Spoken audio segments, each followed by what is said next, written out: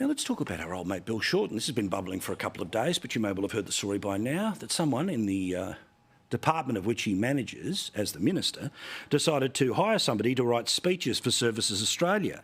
They were paid $300,000 a year. It's a 2-year contract.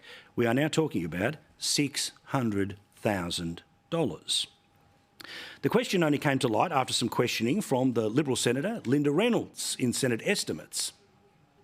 Services Australia AusTender contract here for temporary personnel services, contract value of $620,000 for a 2-year contract period for a Julianne Stewart from Cremorne to write speeches for Bill Shorten. Is that correct? Extraordinary, right? $600,000. Now remember, the Prime Minister is paid $500,000 a year, backbencher in the Parliament above $200,000. Minister above $300,000. Does anyone believe that a speechwriter for a government department should be paid $300,000? Now, literally, they could be the finest words in the world, but let's be honest, $300,000? That's ridiculous. But it's a symptom of something bigger that isn't necessarily anything to do with Bill Shorten, but I'll get back to that in a second. Of course, as this story was starting to build, he appeared on A Current Affair because they had an amazing story about the abuse of the NDIS, but they got into this conversation. What happened, if you're referring today, is some sort of cheap Liberal tactic in the Parliament.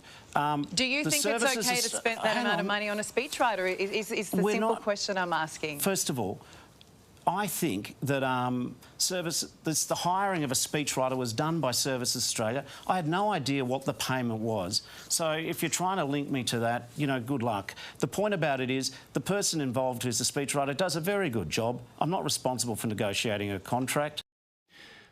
But the question for Shorten here is to say, I didn't do this deal, but I agree with you. The deal's not going to be repeated. It's too rich.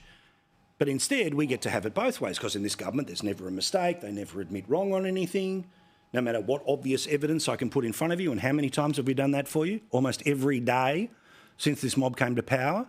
Multiple times a day, the longer that they go and the more mistakes that they make. But I don't know, we didn't make any here. Well, the reviews were rather obvious. 2GB today referred to the appearance of the minister on this particular subject as arrogant as hell. And then we started to come up with new excuses because, of course, this government can do no wrong and everyone else will make excuses for everyone else. Tony Burke went on the radio today, on Taxpayer Radio, and he decided to use worker shortages as a reason why somebody has to be paid $600,000 for 2 years' worth of work to write speeches for a government department. Time of labour shortage, you keep ending up with situations.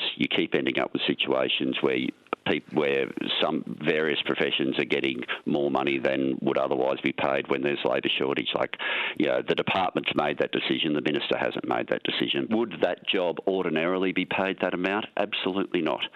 For the exact reasons that I've explained, that's why it landed in the place that it did. I'm sorry, what? This is not a doctor being paid extra money to work in regional Australia because there's not enough doctors in regional Australia. This is a person from the North Shore of Sydney being paid over the odds by a government department. What, she's the only person who can write a speech in all of Australia? There's no one anywhere inside the entire Labor phalanx, inside the machine, who could do the job?